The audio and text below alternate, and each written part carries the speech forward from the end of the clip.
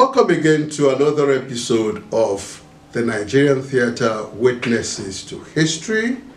And this week, we are concluding our interesting journey with one of our witnesses, and that is the witness Dele Morakinyo, who has taken us from Ekiti to Ibadan, to Ife, to Lagos, to Benin, back to Lagos, and now we'll see his involvement in Lagos and how he came back to Ekiti and Ibadan.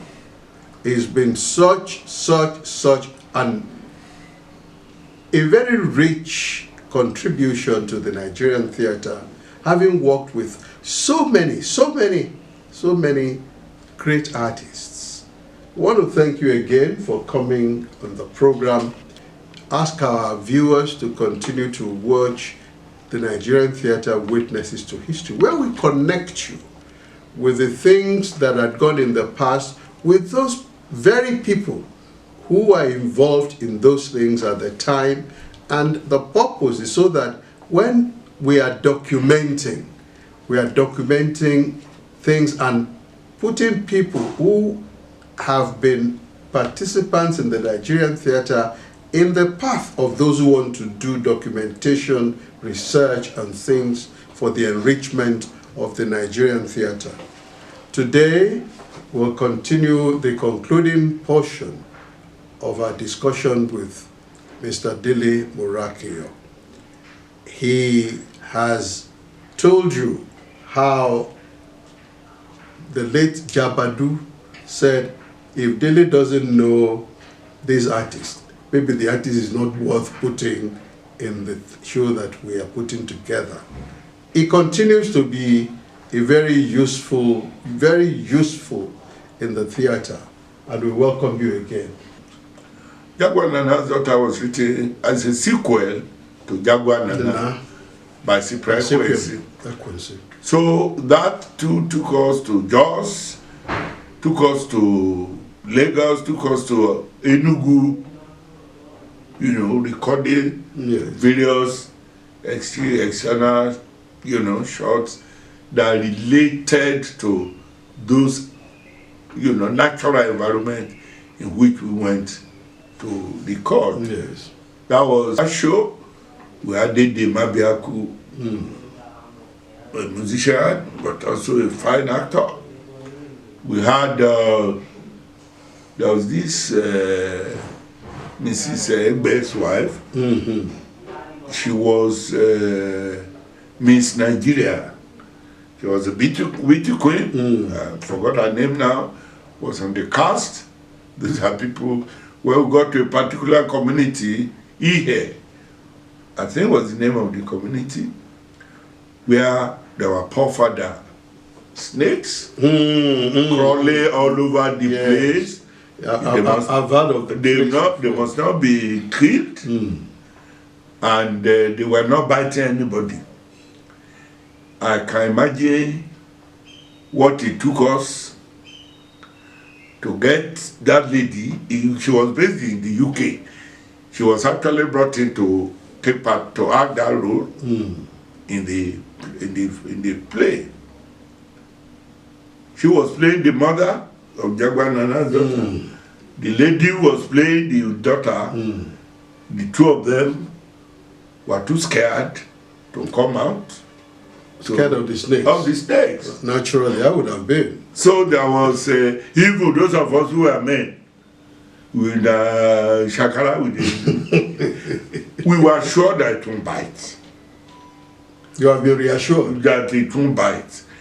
But knowing where we are coming from, when you see a snake, the natural instinct was, hey, this is a snake. Yes. But nobody was. So it took a lot of conviction for those ladies to take their roles. And we just found out that, I'm sure they too will file it in their memory as one of their most memorable things they did in the theatre. The production can be quite interesting.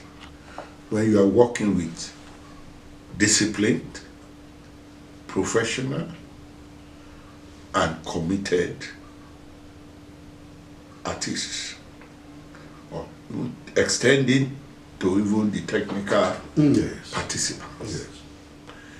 One thing I learned while working with people like Dr. Dele, with Bayo Awala, with Jabadu, with with Carodos,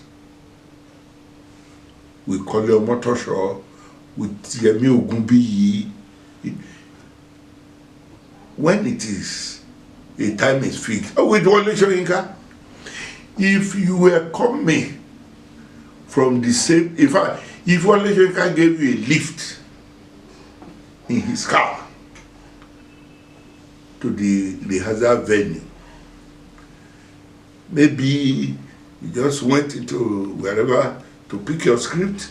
Maybe the fact that he got to the place before you had an explanation to give. So that had informed somebody like me that when you say there's a rehearsal or when there is a performance, it is sacrosanct to get there at the agreed time. And this helped me when I was appointed as a state director for National Orientation Agency. So you went from main theatre now to advocacy and public enlightenment. Oh, yes. When I got there, the management team I met on ground, they will be saying me behind me that, it's a lie. That man had worked with, because Mamsa was the predecessor of Noe. They said they were sure that I must have worked with Mamsa before. Because they found out that discipline that actually was expected of all of us,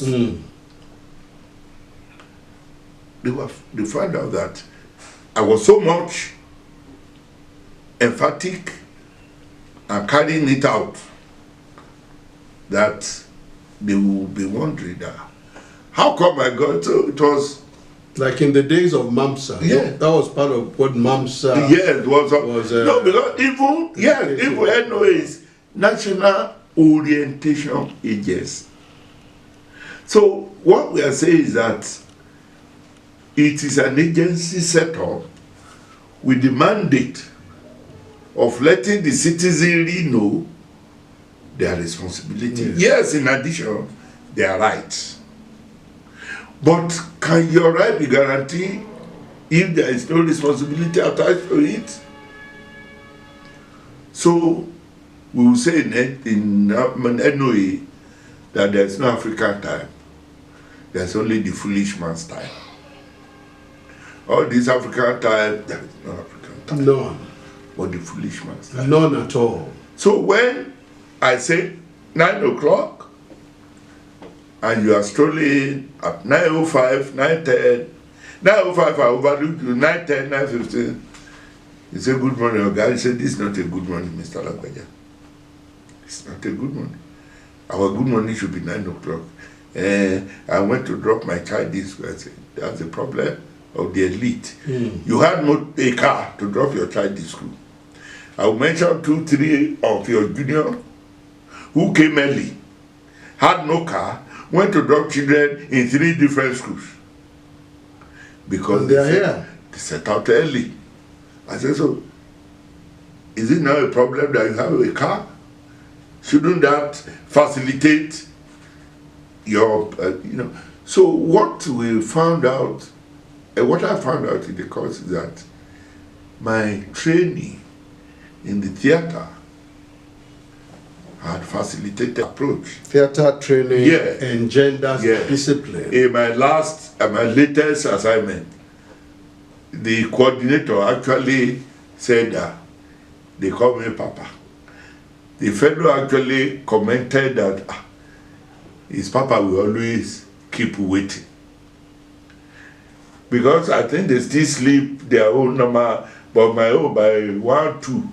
Once I wake up to ease myself, I hardly have any deep sleep any longer. So when we say our taxi will arrive at 7, by 7 I was already there. But they will be coming, let me quickly go and take this. It's part of the training I got. Walk. You see, because it was not imaginable for you to come and want to be on set with Laudogni. The man's presence alone will tell you that even if you wanted to be extra professional, he could tear you into pieces. But you could not afford it. So the training is that no matter what, no matter who, once there was an agreement that this is how to do it and when to do it, that's what to do. Let me ask, before we round up, there is an explosion in filmmaking, in television productions, in other productions, other content, but there's a limitation on physical theater productions.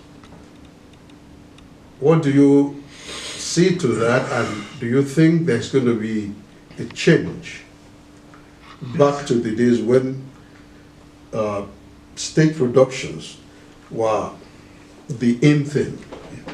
Okay. The experiment I carried out with a partner in Ado-Ekiti in the last two years now was an effort to a resurgence of stage play. I actually registered what I call Ado Repertory Theatre. Registered with CAC, Ado Repertory Theatre. Myself and this fellow, who is a lecturer at Federal University of Yen, are the partners on the project. And what were we doing? We were presenting drama, live theater in a venue every Sunday. It was this COVID-19 that stalled that. Even by the time all this wahala about the capacity in a hall, social distancing and so on were less emphasized, it was very difficult because we were actually waking up people from deep slumber. Peter Fatomilola. What we're doing is in every presentation, we were showcasing a star. It's not just to introduce him or her, but he will be an actor, you know. So we brought in Peter Fatomilola into one of the shows. We brought in Saka, you know, Oye Toro, Hafiz, as a star in, I think, Wale Soyinka's one of these beach stuff to star. We brought in Taiwo Bikunle, another of these Yoruba guys. So we were doing that, and we saw that people were coming from as far away as a collective, which is almost an hour. So we deliberately made it an afternoon thing. So when you, by 6 we are through, you could still travel back. But COVID killed that. Then the owner of the facility also was not patient enough. When we sold the idea to him, and he agreed to partnership, he thought it would be a cash cow. So that was what happened. To answer your question directly, I'm aware that a resurgence is taking place in Lagos and Abuja, but how it will now be replicated nationwide is what because the economy, the security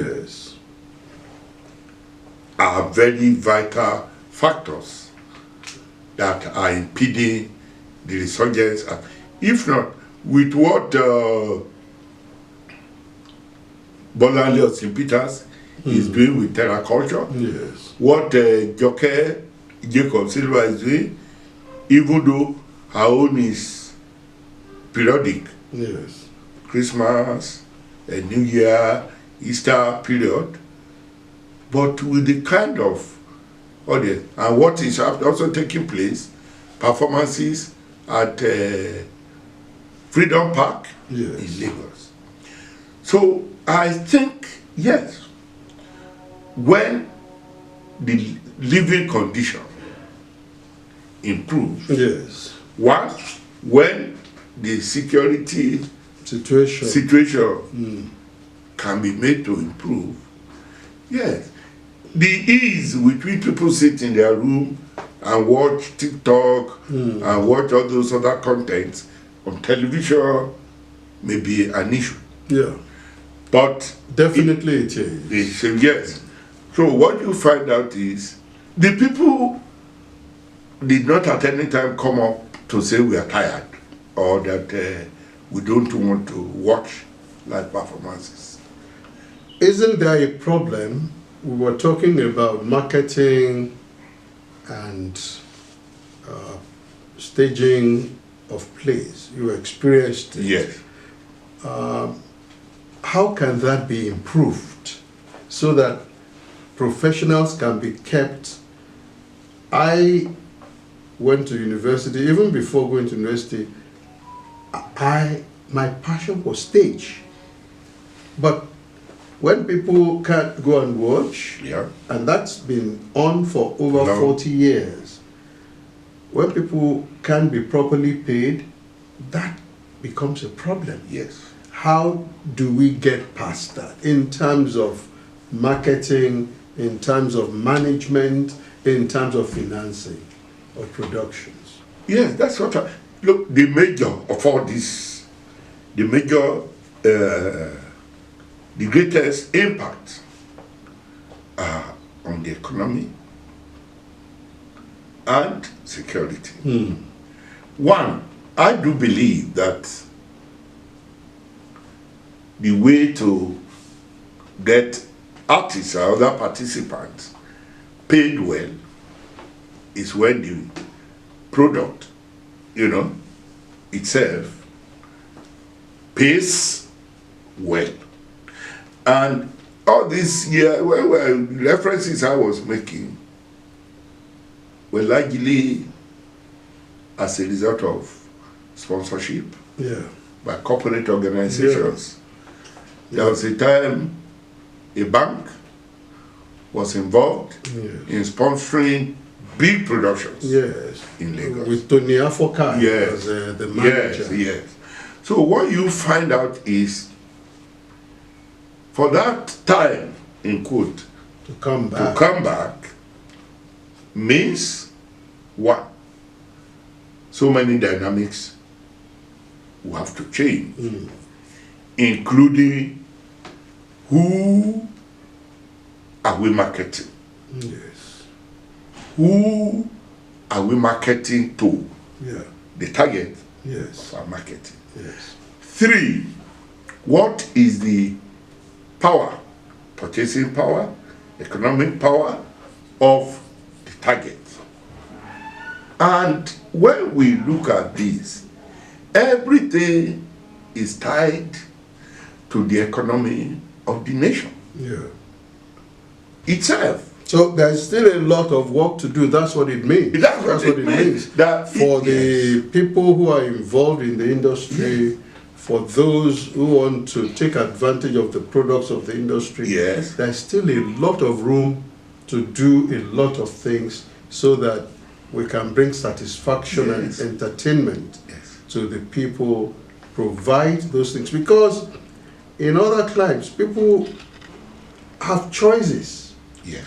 of programs that they can go and watch, that they can book to watch, even at times months ahead, and that is not available here yet. Yeah. Thank you very much. I want to thank Dele Morakinyo, his witness, Dele Morakinyo. He's been a witness on the Nigerian theater, Witnesses to History. In the last 3-4 episodes, we've been talking with him and sharing his experiences, his trajectory in the theater. And he's taken us on very exciting journeys of the things that he's been able to do along with others, those he's been able to work with, and those who have also impacted his commitment to the theater. Again, we want to say that the Nigerian Theatre Witnesses to History is a connection between you who are watching us and those who have participated in the theater in the last 30, 40, 50, 60 years. And we need to document all these things. Let people document them. Let people be connected to them. Let them know those who have not only paraded on stage, but those who have been even behind the stage to bring things that we have enjoyed in the course of everyday living. Until we come back next week in another episode of the Nigerian Theatre Witnesses to History on the Tunde Laniyo podcast. That guest, those who are in the theatre 30, 40, 50 years will know him as Jowo or Cousin J. And he will be bringing his wealth of experience to share with us on the Nigerian Theatre Witnesses to History on the Tunde Laniyo podcast. Continue to watch, like, and share the program. Continue to send it to other people. Continue to drink from the well that we are providing on the Nigerian theater.